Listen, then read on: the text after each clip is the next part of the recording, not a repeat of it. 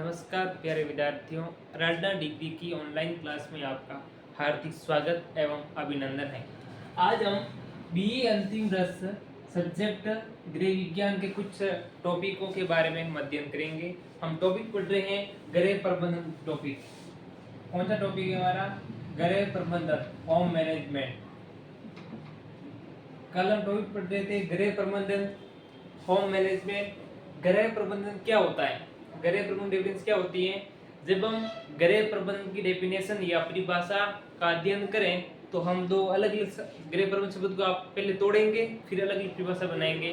गृह की परिभाषा अलग बनाएंगे और प्रबंधन की परिभाषा अलग बनाएंगे। दोनों को साथ में जोड़कर गृह प्रबंधन की डेफिनेशन बनाई जाती है। कल हमने डिस्कस किया था कि गृह शब्द का शाब्दिक अर्थ होता है घर, और घर का मतलब होता है परिवार, अर्थात जहाँ पर विभिन्न प्रकार के सदस्य आपस में प्रेम के साथ, प्यार के साथ, करुणा के साथ रहते हैं। उन सभी आसपास का वातावरण मुख्य रूप से गृह कहलाता है या घर कहलाता है। क्या होता है गृह? कि गृह का शाब्दिक अर्थ होता है घर, और घर का मतलब परिवार से होता है, अर्थात परिवार में जहाँ पर सभी सदस्य प्रेम के साथ, करुणा के साथ, प्यार के साथ रहते हैं, उनको बोलते हैं गृह। क्या बोलते हैं? गृह। और प्रबंधन क्या है? प्रबंधन या मैनेजमेंट ये एक प्रकार का व्यापक शब्द होता है। एक प्रकार का व्यापक शब्द होता है। इसका मतलब ये हुआ, व्यापक शब्द ये हुआ है जब कोई कार्य करें घर संबंधी उसमें व्यापक का प्रयोग किया गया है। व्यापक का मतलब उसको हम वैज्ञानिक तरीके से करते हैं, जिसमें नियोजन का गुण, जिसमें समन्वय का गुण, जिसमें क्रियान्वयन का गुण, जिसमें मूल्यांकन का गुण, इन सभी गुणों का समावेश होता है, उसको बोलते हैं प्रबंधन। और दोनों को सामूहिक रूप से बोलते हैं गृह प्रबंधन। यानी ऐसा कार्य जिसके द्वारा व्यवसाय की आपूर्ति की जाती है, उसको बोलते हैं गृह प्रबंधन या होम मैनेजमेंट। ठीक है, इसके बारे में हमने अध्ययन किया था कि गृह प्रबंधन क्या होता है। गृह प्रबंधन क्या है कि विदेशों में किया जाने वाला एक व्यापार होता है। विदेशों में किया जाने वाला एक व्यापार होता है जिसके द्वारा किसी व्यक्ति को पारिवारिक लक्ष्यों की प्राप्ति होती है। अर्थात गृह प्रबंधन की अलग अलग वैज्ञानिकों ने अलग अलग डेफिनेशन दी थी। एक मनोवैज्ञानिक था फ्रेंडल, इसने बताया कि पारिवारिक लक्ष्यों का प्रयोग करके या पारिवारिक साधनों का प्रयोग करके पारिवारिक लक्ष्यों की प्राप्ति करना होम मैनेजमेंट या गृह प्रबंधन कहलाता है। पारिवारिक साधनों का उपयोग करके पारिवारिक लक्ष्यों की प्राप्ति करना होम मैनेजमेंट कहलाता है। ठीक है, ये कल हम पढ़ लिया था हमने। आज हम पढ़ेंगे गृह प्रबंधन के कौन कौन से उद्देश्य होते हैं, अर्थात होम मैनेजमेंट के क्या क्या ऑब्जेक्ट है, उन सभी का अध्ययन करेंगे। देखो, होम मैनेजमेंट क्या होता है कि पारिवारिक साधन है, उस पारिवारिक साधन से हमको पारिवारिक लक्ष्य की प्राप्ति हुई या पारिवारिक लक्ष्यों की पूर्ति हुई, इन सभी को बोलते हैं होम मैनेजमेंट। इसका उद्देश्य, महत्वपूर्ण उद्देश्य यही है कि होम मैनेजमेंट का उद्देश्य होता है इसके द्वारा हम पारिवारिक साधनों का उपयोग करके पारिवारिक लक्ष्यों की पूर्ति करते हैं, उसको बोलते हैं हम होम मैनेजमेंट। पारिवारिक साधनों के उपयोग करके पारिवारिक लक्ष्य की पूर्ति करना होम मैनेजमेंट कहलाता है। इसका पहला उद्देश्य है परिवार के सभी सदस्यों की आवश्यकताओं की पूर्ति करना। होम मैनेजमेंट का एक मुख्य उद्देश्य होता है कि परिवार के जितने भी परिवार में जितने भी सदस्य हैं, उन सदस्य की क्या क्या आवश्यकता है, उन सभी आवश्यकताओं की पूर्ति होम मैनेजमेंट के द्वारा होती है। अर्थात इसमें क्या होगा, देखो, विभिन्न प्रकार के सदस्यों को भोजन की आवश्यकता होती है,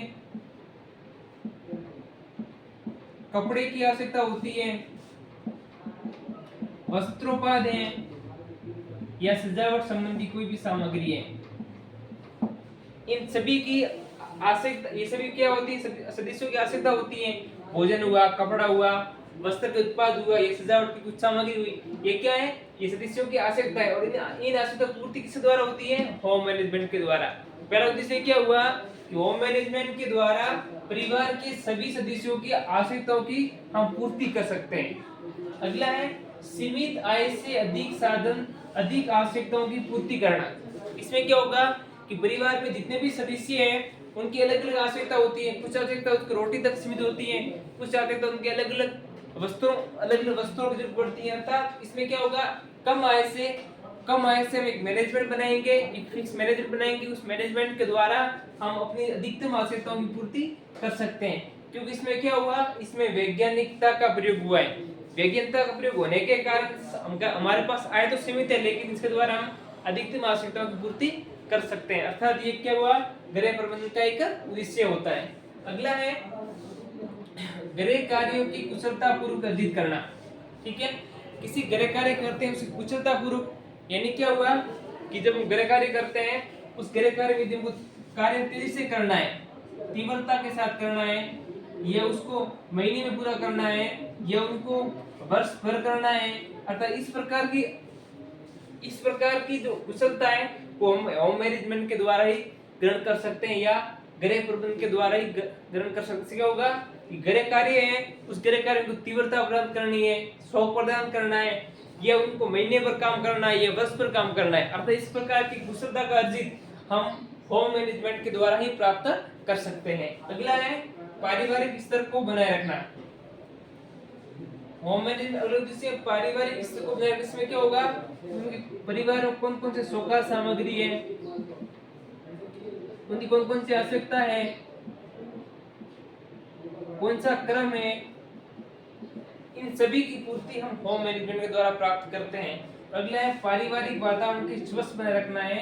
यदि हमारे आसपास परिवार है, उस परिवार में सदस्य रहते हैं जहाँ पर प्यार के साथ, करुणा के साथ उनका वातावरण स्वच्छ बनाना है और उसको एक मैनेजमेंट के रूप में प्रदान करना है, तो हमको होम मैनेजमेंट की आवश्यकता होगी। अर्थात ये है होम मैनेजमेंट के उद्देश्य। होम मैनेजमेंट का पहला उद्देश्य है कि परिवार के सभी सदस्यों की आवश्यकता की पूर्ति होती है। इसमें परिवार के जितने भी सदस्य हैं उन सदस्यों की आवश्यकता की पूर्ति होम मैनेजमेंट के द्वारा होती है। अर्थात इनमें क्या होगा, भोजन, कपड़े, वस्त्र, सजावट, इन सभी चीजों की आवश्यकता मुख्य रूप से होम मैनेजमेंट के द्वारा पूर्ण होती है।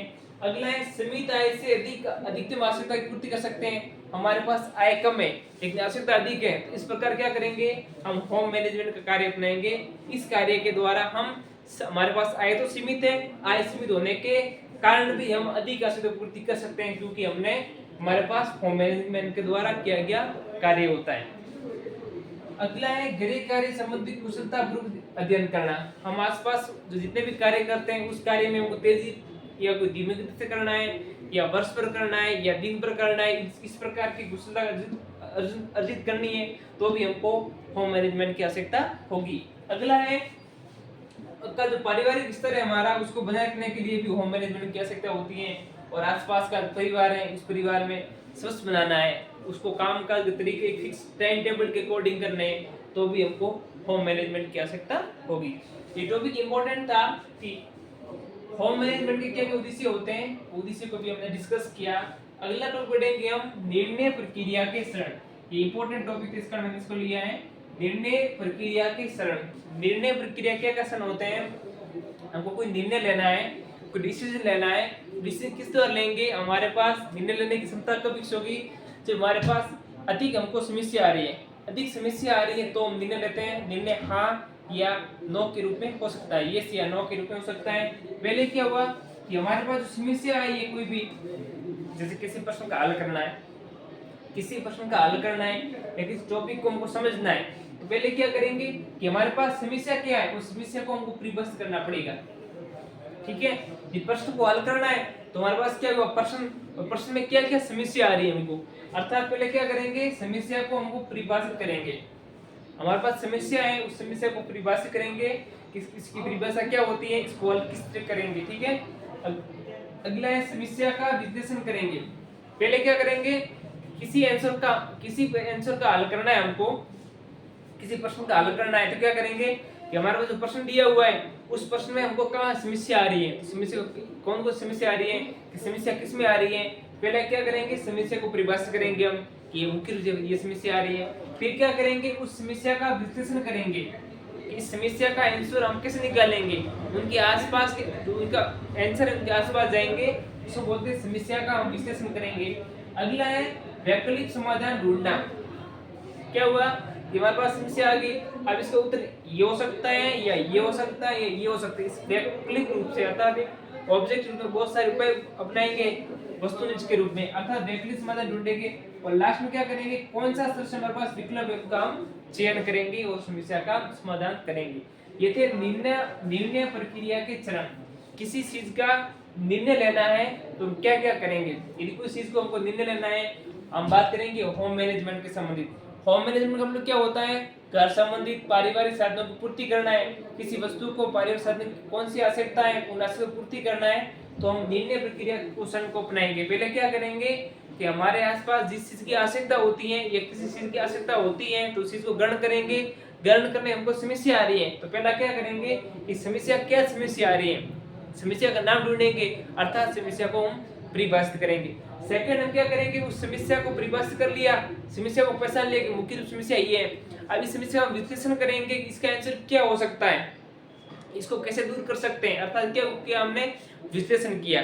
उसके बाद हम वैकल्पिक समाधान ढूंढेंगे कि इस समस्या का क्या समाधान हो सकता है, ये हो सकता है, ये हो सकता है या ये हो सकता है, अर्थात अनेक वैकल्पिक चयन किया, अनेक विकल्प चयन किया और लास्ट में हम ये देखेंगे कौन सा सर्वश्रेष्ठ विकल्प है उनका चयन करेंगे और लास्ट में जो समस्या है उस समस्या का समाधान ढूंढ लेंगे। अर्थात क्या हुआ, हमने एक निर्णय ले लिया है। अर्थात ये क्या है, निर्णय प्रक्रिया के चरण होते हैं कि निर्णय प्रक्रिया के कौन कौन चरण होते हैं।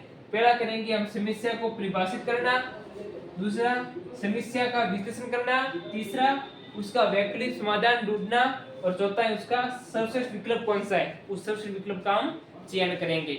अगला टॉपिक है गृह प्रबंधन के प्रक्रिया के कौन कौन से चरण होते हैं। गृह प्रबंधन प्रक्रिया के उद्देश्य मुख्य रूप से इन उद्देश्यों की प्राप्ति हो गई। अब इसके प्रक्रिया जो गृह प्रबंधन किसी कार्य में हम गृह प्रबंधन या होम मैनेजमेंट प्राप्त हैं उसके कौन कौन चरण होंगे, तो पहले उसका होगा नियोजन। पहले क्या होगा, नियोजन यानी होम मैनेजमेंट का निर्माण करना। मतलब क्या होता है, निर्माण करना, कौन कौन सी प्रक्रिया अपनाना है, कौन कौन साधन को काम में लेना है, उसको बोलते हैं नियोजन। अगला होता है संगठन, अर्थात होम मैनेजमेंट में क्या क्या संगठन है, उनमें कौन कौन से अंग है। अगला है इसका नियंत्रण, इसको किस प्रकार नियंत्रित किया जा सकता है और लास्ट में होता है मूल्यांकन। हमेशा होम मैनेजमेंट की प्रक्रिया, होम मैनेजमेंट प्रोसेस का लास्ट चरण होता है वो होता है हमेशा मूल्यांकन, यानी उसका क्या उत्पाद प्रोजेक्ट उत्पाद के रूप में मिला वो होता है नियोजन। अर्थात होम मैनेजमेंट प्रक्रिया के कौन कौन से होते हैं, पहला होता है नियोजन, दूसरा होता है संगठन, तीसरा होता है नियंत्रण और चौथा होता है मूल्यांकन। ठीक है, तो आज हमने डिस्कस किया कि गृह प्रबंधन के कौन कौन से उद्देश्य होते हैं, निर्णय प्रक्रिया के कौन कौन से चरण होते हैं और गृह प्रबंधन प्रक्रिया के कौन कौन से चरण होते हैं। इसके अलावा कल और हम कुछ अगले टॉपिक के साथ मिलते हैं। Thank you.